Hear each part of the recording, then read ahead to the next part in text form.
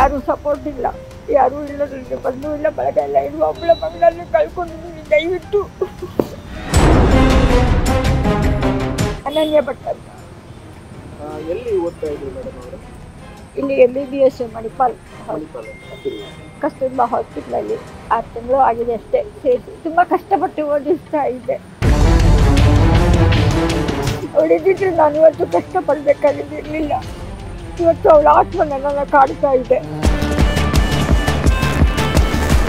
ಹಾಗಾಗಿ ಅವಳಿಗೊಂದು ಏನಾದರೂ ಒಂದು ಇದರಿಂದ ಸಿಕ್ಕಿದ್ರೆ, ಅವಳ ಆಸ್ತಿ ಸಿಕ್ಕಿದ್ರೆ ನನಗೆ ಪುಣ್ಯ ಬರುತ್ತೆ ಅಂತ ಹೇಳ್ಕೊಂಡು ನಾನು ಇವತ್ತು ಕೇಳಿದ್ದೀನಿ. ನನ್ನ ಮಗಳನ್ನ ಹುಡುಕಿ ಕೊಡಿ ಪ್ಲೀಸ್. ನನ್ನ ಮಗಳ ಅಸ್ಥಿ ಕೊಟ್ರೆ ನಾನು ನನ್ನ ಮಗಳಿಗೆ ಮುಕ್ತಿ ಕೊಟ್ಟು ನಾನೂ ಮುಕ್ತಿ ಪಡಿತೀನಿ. ಅಬ್ಬಾ, ಈಕೆಯ ಕಣ್ಣೀರು, ದುಃಖ, ಹತಾಶೆಯನ್ನ ನೋಡಿದಾಗ ಇಡೀ ಕರ್ನಾಟಕ ಈಕೆಯ ಮಾತನ್ನ ನಂಬಿತ್ತು. ನಿಜಕ್ಕೂ ಅನ್ಯಾಯ ಆಗಿದೆ. ಆ ಸ್ಥಳದಲ್ಲಿ ಅನನ್ಯ ಭಟ್ ಅನ್ನೋ ಹುಡುಗಿಗೆ ಏನೋ ಆಗಿದೆ. ಸತ್ಯ ಹೊರಬರಬೇಕು. ಈ ವಯಸ್ಸಾದ ತಾಯಿಗೆ 22 ವರ್ಷದ ನಂತರ ನ್ಯಾಯ ಕೊಡಿಸ್ಬೇಕು ಅಂತ ಸುಜಾತ ಭಟ್ ಹಿಂದೆ ಸಾಕಷ್ಟು ಜನ ನಿಂತಿದ್ರು. ಆದರೆ ಈಗ ಸುಜಾತ ಭಟ್ ಹೇಳಿದ್ದು ಹಸಿ ಹಸಿ ಸುಳ್ಳ, ಅನನ್ಯ ಭಟ್ ಇರೋದೇ ಸುಳ್ಳ ಅನ್ನೋ ಡೌಟ್ ಬರ್ತಾ ಇದೆ. SITಗೆ ಅನನ್ಯ ಭಟ್ ಕೇಸ್ ಹೋಗ್ತಾ ಇದ್ದಂತೆ, ತಿಮರೋಡಿ ಅರೆಸ್ಟ್ ಆಗ್ತಾ ಇದ್ದಂತೆ, ಫೋಟೋ ಸತ್ಯ ಹೊರಬೀಳ್ತಾ ಇದ್ದಂತೆ ಸುಜಾತ ಭಟ್ ಸುಳ್ಳಿನ ಕೋಟೆ ಕೂಡ ಉರುಳಿ ಬಿದ್ದಿದೆ. ಈ ಕುರಿತು ಸಂಪೂರ್ಣ ಮಾಹಿತಿಯನ್ನು ನೀಡ್ತಾ ಹೋಗ್ತೀನಿ. ನಾನು ನಿಮ್ಮ ಶಿವರಾಜ್ ಬಾಣಂಕಿ. ನೀವು ಸುದ್ದಿಯಾನದ ಸಬ್ಸ್ಕ್ರೈಬರ್ ಆಗೋದನ್ನ ಮರಿಬೇಡಿ. ನಿಜಕ್ಕೂ ಸುಜಾತ ಭಟ್ ಅವರ ಈ ಮಾತನ್ನ ಕೇಳಿದಾಗ ಪ್ರತಿಯೊಬ್ಬರಿಗೂ ಕಣ್ಣಲ್ಲಿ ನೀರು ಬರುತ್ತೆ. ಛೇ, ಎಂತ ಅನ್ಯಾಯ ಆಯ್ತು ಅನ್ಸುತ್ತೆ. ಆದರೆ ನಿಜಕ್ಕೂ ಈ ತಾಯಿ ಇಡೀ ಕರ್ನಾಟಕಕ್ಕೆ ಮೋಸ ಮಾಡಿದ್ರ ಅನ್ನೋ ಡೌಟ್ ಶುರುವಾಗಿದೆ. ಧರ್ಮಸ್ಥಳದಲ್ಲಿ ಶುರುವಾದ ಸೌಜನ್ಯ ಹೋರಾಟ ಈಗ ದಿಕ್ಕು ತಪ್ಪಿ ಓಡ್ತಾ ಇದೆ. ಒಮ್ಮೆ ಎಲ್ಲವೂ ಸತ್ಯ ಅಂತ ನಂಬಿದವರಿಗೆ ಸುಳ್ಳಿನ ದರ್ಶನ ಆಗ್ತಾ ಇದೆ.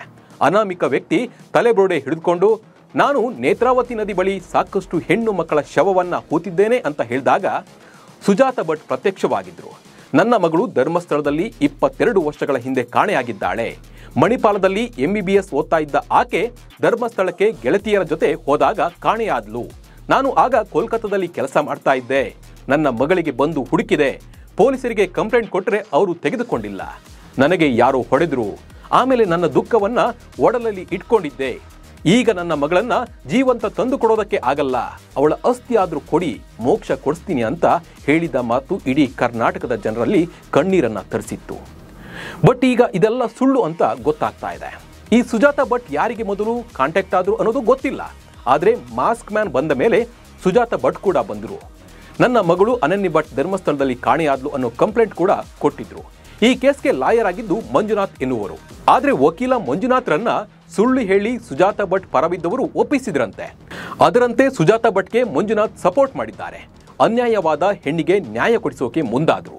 ಬಟ್ ಫೋಟೋ ವಿಷಯ ಹೊರ ಬರ್ತಾ ಇದ್ದಂತೆ ಇದು ಸುಳ್ಳು ಅನ್ನೋದು ಲಾಯರ್ ಮಂಜುನಾಥ್ಗೆ ಗೊತ್ತಾಗಿ ಈ ಕೇಸ್ನಿಂದ ಹೊರಬಂದ್ರಂತೆ. ಈ ಬಗ್ಗೆ ನೀವೇ ಮಾಧ್ಯಮಗಳಿಗೆ ಮಾಹಿತಿ ಕೊಡಿ ಅಂತ ಮಂಜುನಾಥ್ ಅನನ್ಯ ಭಟ್ ಕೇಸ್ನಿಂದ ಕೈ ತೊಳೆದುಕೊಂಡ್ರು ಅಂತ ಹೇಳಲಾಗ್ತಾ ಇದೆ. ಇನ್ನು ಈ ಸುಜಾತ ಭಟ್ ಹೋರಾಟಗಾರರಿಗೂ ಯಾಮಾರಿಸಿದ್ರ ಅನ್ನೋ ಪ್ರಶ್ನೆ ಎದ್ದಿದೆ. ದೂರಿನಲ್ಲಿ ಹೇಳಿರುವುದನ್ನೇ ಹೋರಾಟಗಾರರಿಗೂ ಸುಜಾತ ಹೇಳಿದ್ರಂತೆ. ಅನನ್ಯ ಇದ್ದಾಳೆ ಅನ್ನೋ ಸತ್ಯವನ್ನ ಸೌಜನ್ಯ ಪರ ಹೋರಾಟಗಾರರು ನಂಬಿದ್ರಂತೆ. ಅಷ್ಟೇ ಅಲ್ಲದೆ ಕೆಲ ದಿನಗಳ ಕಾಲ ಮಹೇಶ್ ಶೆಟ್ಟಿ ತಿಮರೋಡಿ ಮನೆಯಲ್ಲೇ ಸುಜಾತ ತಂಗಿದ್ರು. ಈ ವೇಳೆ ಸುಜಾತ ಅವರಿಗೆ ಮಗಳು ಇದ್ದಳು ಎಂಬ ಬಗ್ಗೆ ದಾಖಲೆಯನ್ನು ತೆಗೆಯೋಕೆ ಹೋರಾಟಗಾರರು ಮುಂದಾಗ್ತಾರೆ.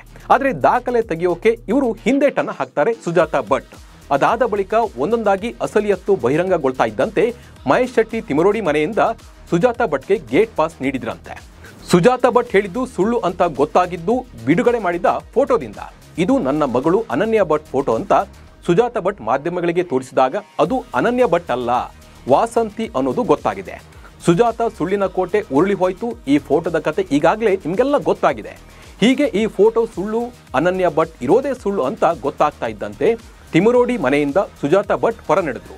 ಆಗಸ್ಟ್ 19ರಂದು ಬೆಳ್ತಂಗಡಿ ತಾಲೂಕಿನ ಉಜಿರೆಯ ತಿಮರೋಡಿ ಮನೆಯಿಂದ ಸುಜಾತ ರಾತ್ರೋರಾತ್ರಿ ಬಸ್ ಹತ್ಕೊಂಡು ಬೆಂಗಳೂರಿಗೆ ಬರ್ತಾರೆ. ಈ ವೇಳೆ ಸಾಕಷ್ಟು ಮಾಧ್ಯಮಗಳು ಅವರ ಮನೆಗೆ ಹೋಗಿ ಈ ಬಗ್ಗೆ ಪ್ರಶ್ನೆಯನ್ನ ಕೇಳಿದಾಗ ಈ ವೇಳೆ ಸುಜಾತ ಭಟ್ ತಬ್ಬಿಬ್ಬಾಗಿ ಏನೇನೋ ಹೇಳ್ತಾರೆ. ಸುಳ್ಳಿನ ಮೇಲೆ ಸುಳ್ಳು ಹೇಳ್ತಾ ಇರೋದು ಇದು ಗೊತ್ತಾಗುತ್ತೆ ಅವರ ಮಾತಿನಿಂದ. ಒಟ್ನಲ್ಲಿ ತಿಮರೋಡಿ ಅರೆಸ್ಟ್ ಆದ್ರೂ, ಸಮೀರ್ ಜಸ್ಟ್ ಎಸ್ಕೇಪ್ ಆದ್ರೂ ಎನ್ನುತ್ತಿದ್ದಂತೆ ಸುಜಾತ ಭಟ್ ಈಗ ಈ ಕೇಸಿಂದ ಉಲ್ಟಾ ಹೊಡೆಯೋಕೆ ಮುಂದಾಗಿದ್ದಾರೆ. ಕೇಸ್ ವಾಪಸ್ ಪಡೆಯೋಕೆ ಮುಂದಾಗಿದ್ದಾರೆ ಎನ್ನಲಾಗ್ತಾ ಇದೆ. ಅನನ್ಯ ಭಟ್ ಪ್ರಕರಣವನ್ನ SIT ಗಂಭೀರವಾಗಿ ಪರಿಗಣಿಸಿದೆ. ಈ ಪ್ರಕರಣವನ್ನ SITಗೆ ಹಸ್ತಾಂತರ ಮಾಡಿದ ಬೆನ್ನಲ್ಲೇ ಅಧಿಕಾರಿಗಳು ಕೂಡ ಅಲರ್ಟ್ ಆಗಿದ್ದಾರೆ. ಸುಜಾತಾ ಭಟ್ ಹಿನ್ನೆಲೆ ಹಾಗೂ ಆಕೆಯ ಊರು ಕೆಲಸದ ಬಗ್ಗೆ ಅಧಿಕಾರಿಗಳು ಮಾಹಿತಿಯನ್ನು ಕಲೆ ಹಾಕಿದ್ದಾರೆ ಎನ್ನಲಾಗ್ತಾ ಇದೆ. ಅನನ್ಯ ಭಟ್ ಅಸ್ತಿತ್ವದ ಬಗ್ಗೆ ಕೂಡ ಮಾಹಿತಿ ಸಂಗ್ರಹಿಸಿರುವ SIT ಪ್ರಕರಣ ಸತ್ಯನ ಸುಳ್ಳ ಎಂಬ ಬಗ್ಗೆ ಮಾಹಿತಿಯನ್ನು ಕಲೆ ಹಾಕಿ ತನಿಖೆಯನ್ನ ಮಾಡ್ತಾ ಇದೆ. ಸಂಗ್ರಹಿಸಿದ ಮಾಹಿತಿಗಳ ಆಧಾರದಲ್ಲಿ ಸುಜಾತಾ ಭಟ್ ವಿಚಾರಣೆ ನಡೆಸೋ ಸಾಧ್ಯತೆ ಕೂಡ ಇದೆ. ಅನನ್ಯ ಭಟ್ ಅಸ್ತಿತ್ವದ ಬಗ್ಗೆ ದಾಖಲೆ ಸಲ್ಲಿಸಲು SIT ಸೂಚಿಸಿದೆ. ಸುಳ್ಳು ದೂರು ಸಾಬೀತಾದರೆ ಸುಜಾತಾ ಭಟ್ ವಿರುದ್ಧ ಕ್ರಮ ಕೈಗೊಳ್ಳುವ ಸಾಧ್ಯತೆ ಕೂಡ ದಟ್ಟವಾಗಿದೆ. ಸುಜಾತಾ ಭಟ್ ಬಗ್ಗೆ ಈಗಾಗಲೇ ಶಿವಮೊಗ್ಗ, ಬೆಂಗಳೂರು, ಉಡುಪಿಗೆ ತೆರಳಿ ದಾಖಲೆಯನ್ನ ಸಂಗ್ರಹಿಸಿರುವ ಅಧಿಕಾರಿಗಳು ಇದರ ಆಧಾರದ ಮೇಲೆ SIT ಅವರನ್ನ ಪ್ರಶ್ನೆ ಮಾಡುವ ಸಾಧ್ಯತೆ ಇದೆ ಎನ್ನಲಾಗ್ತಾ ಇದೆ. ಹೀಗಾಗಿ ಸುಜಾತಾ ಭಟ್ ಹೇಳಿದ್ದು ಸತ್ಯನ ಸುಳ್ಳ, ಅನನ್ಯ ಭಟ್ ಅನ್ನೋದು ಕಟ್ಟು ಕಥೆನ ಅನ್ನೋದು SIT ತನಿಖೆಯಿಂದ ಕೆಲವು ದಿನಗಳಲ್ಲಿ ಗೊತ್ತಾಗಲಿದೆ. ನಮಸ್ಕಾರ.